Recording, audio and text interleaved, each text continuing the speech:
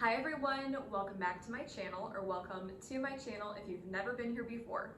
Today's video is a pregnancy advice video, something that I decided would be useful for people that are interested in knowing what are some tips from a mom-to-be to you, and what are some of the most helpful things that you may need to know. You may have heard some of these before, you may have not, but I wanted to bring to the table, shine some light on what I think are really crucial things to know about pregnancy. So I compiled a list of just some things that I thought of, and I'm sure there's more. I might do a part two if I decide that there are more. But I wanted to come together and really just put a collage in of things that I could think of. So the first thing I have on here is to get a heartbeat Doppler reader. In any case scenario you're worried, it helps settle your nerves and allows you to connect with your baby by hearing their heartbeat. This is the Doppler reader that I got. It came with a little bit of a sample gel, and this was on Amazon. It was about $75. This is not an ad, I'm just telling you this is the one I got, and it works really well for me. It's obviously not as good as the ones at the doctor, but it's good enough that if you ever have any questions, or for me, I had my 80-pound dog jump on my belly one time and it really scared me. I started crying, but immediately went for this just to know that the baby's heartbeat was still there and things were good, and it settled me down. It was the only thing that could settle me down at the moment. Before we go any further, I'm just going to show you the baby's heartbeat. So if you're interested in a Doppler reader, you can continue to watch. If you're not, you can skip through this part. But my baby is very low on me, so I'm going to put some there. And a little advice on the Doppler readers, because they're so loud when you first start, before you turn it on, you want to kind of rub it in a little bit, the gel. Then you turn it on, lower the volume because you have to find the heartbeat first.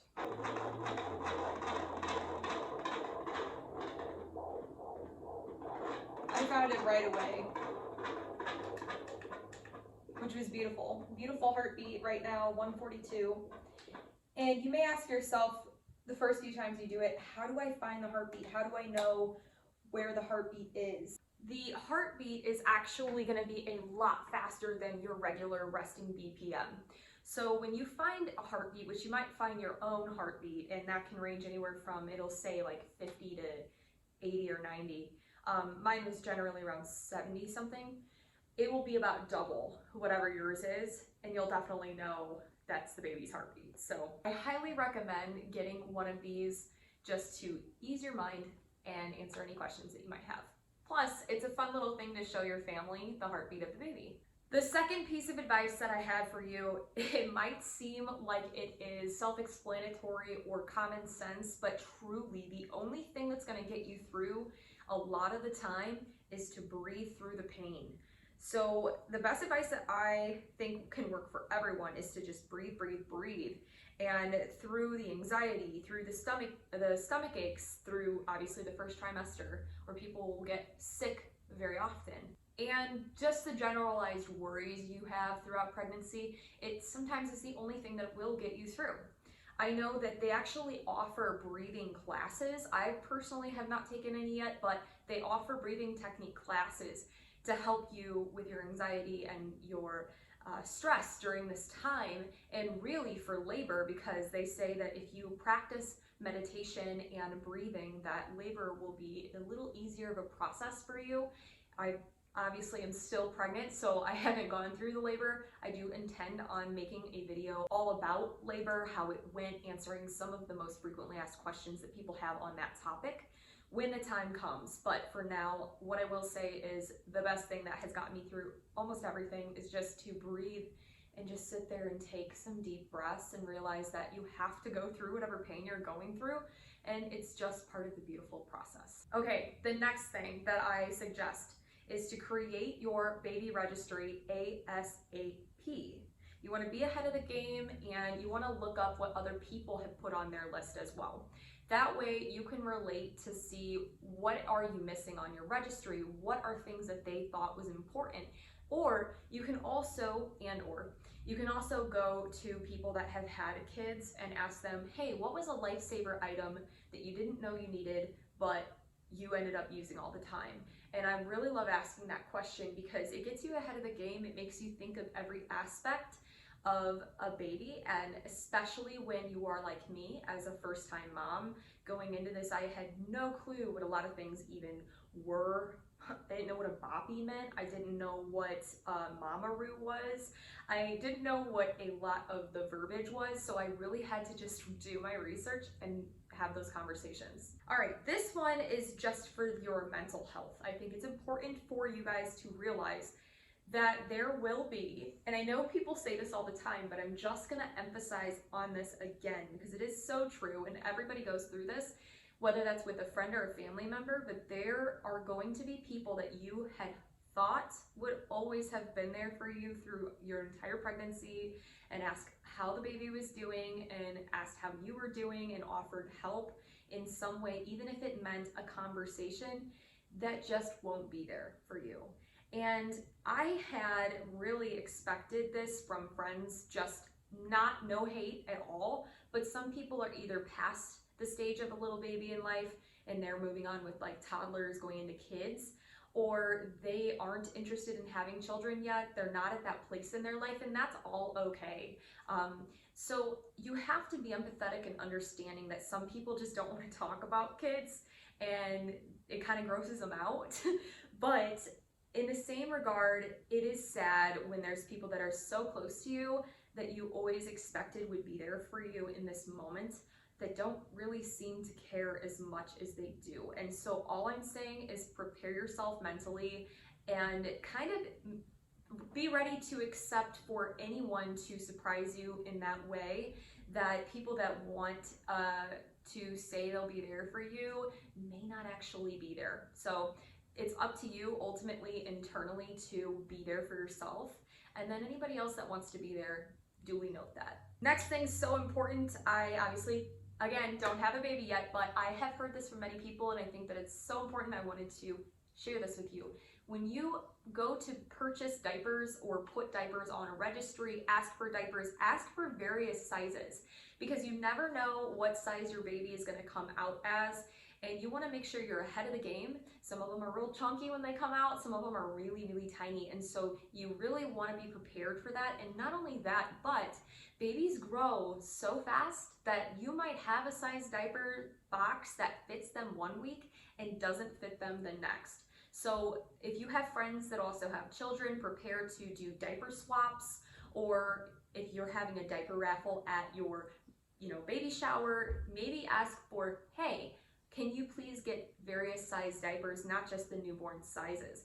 Most of the time, newborns don't actually even fit in them because they're too small. This one is really important for people that are not single parents. So if you are a single parent, you can just completely go past this. But if you are with somebody, you're married, you're in a relationship, and you're going through this with another partner, I think it is so important to have and discuss important topics with your partner about their beliefs and how you will parent. For example, just some examples here are religion. So me and my husband are so different on almost every single level, but we really know how to come together as people in a couple. And I think that will be great in doing that as well with parenting. And we were so prepared and planned for this pregnancy that we never shared this with anybody, but it's okay to talk about now. We went through therapy to discuss being prepared for having a child, and were we mentally ready for this together? Because we are so different, we wanted to make sure that we were able to come to an agreement on a lot of things, and we really, really surprised each other as to how comfortable we were just not bending for each other, but really compromising. So I think it's important, for instance, for religion. Are you going to say your prayers at night? Are you going to teach your child prayers? Are you going to read a Bible? Are you going to take them to church? Is your partner going to participate in those things even if they aren't sharing those same beliefs as you? you have to really have these conversations because it will be important come down the road. Your child should be exposed to different kinds of religions just so that they can kind of make their own decisions in life. I think when you're forced to be in one religion, or you're forced to go to church, you're forced to read the Bible, you're forced, or you're never shown those things, then you don't get the opportunity to really express your freedom in that, and you feel trapped in one way or lost in never knowing. Another thing that you want to discuss is how you'll handle discipline. How will you want to yell at them? Will you want to talk to them? Will you do the red, green, yellow light thing that they do in school? Will you put them in timeout? Will you ground them? How will you discipline for certain situations? I think, to me, that is a really important topic.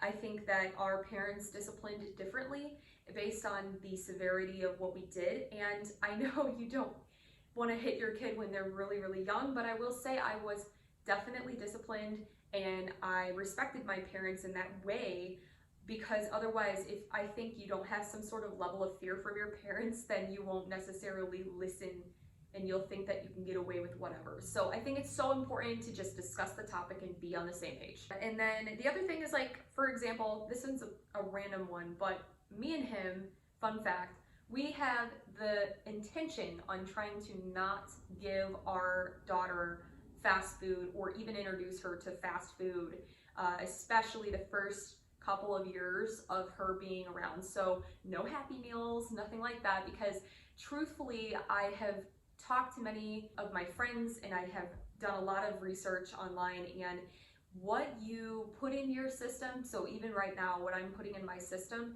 is what they'll be more inclined to want later in life. And then also what you give to the child when they're little will be what they crave later. So I'm gonna try to avoid it as much as I can. It's not as easy as one would think to do anyways, because you could be like, oh yeah, that's great, but fast food is what? It's easy, it's fast, it's quick, it's a quick solution. And I'm gonna try to be the parent that doesn't necessarily take that quick option. But I don't mean to sound like I'm better than anybody, because there's not like a perfect way to do anything. I just think that's my preference. So have those conversations with the person you're with to figure out what it is you want to do and how you want to parent. Okay, another piece of advice is to walk often. I know for me, I was very active before I was pregnant. I did ultimate frisbee, I went on walks and runs, and I did workouts. I wasn't joined in any sports or anything like that, but I was definitely active. And now I don't really do ultimate frisbee. It's been pretty cold, but I do walk all the time.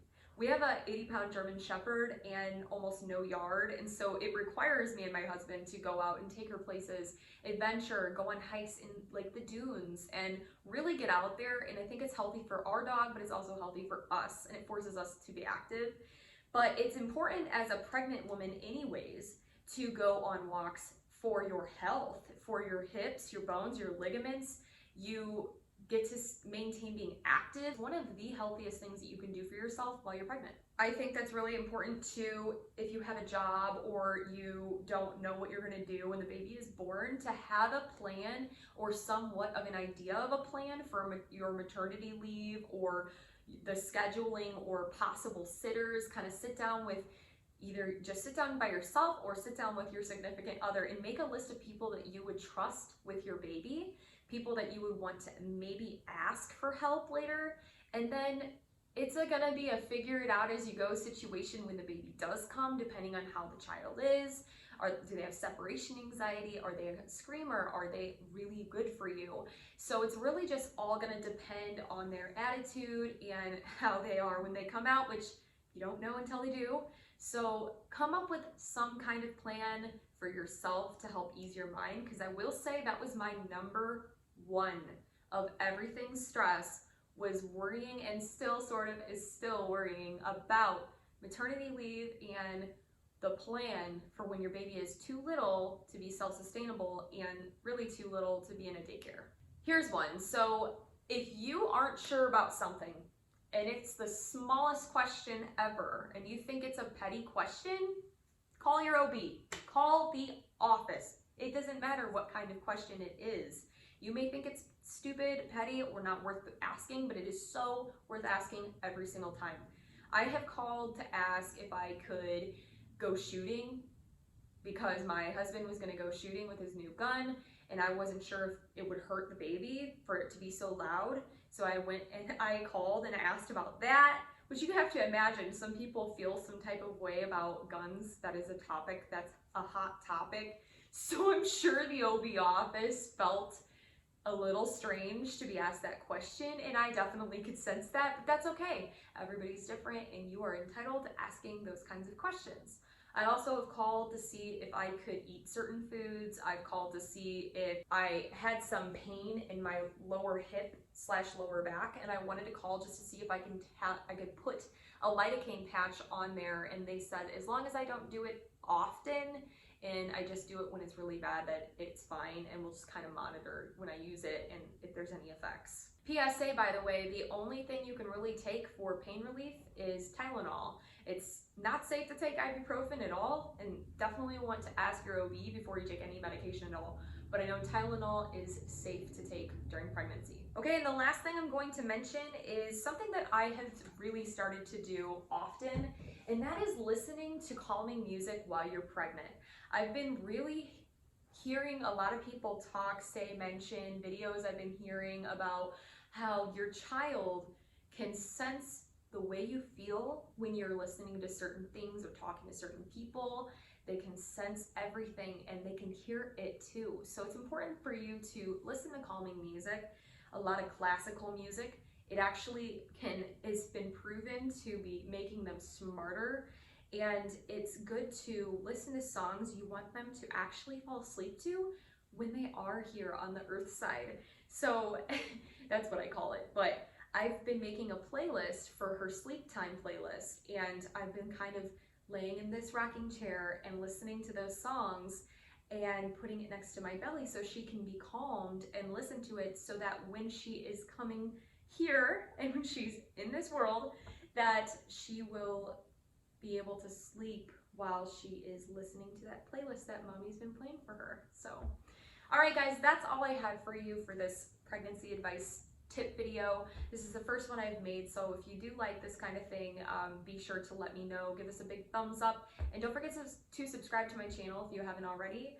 Click the bell button to be alerted when I post. I do upload every single Monday and Thursday mornings at 8 a.m. Central Standard Time.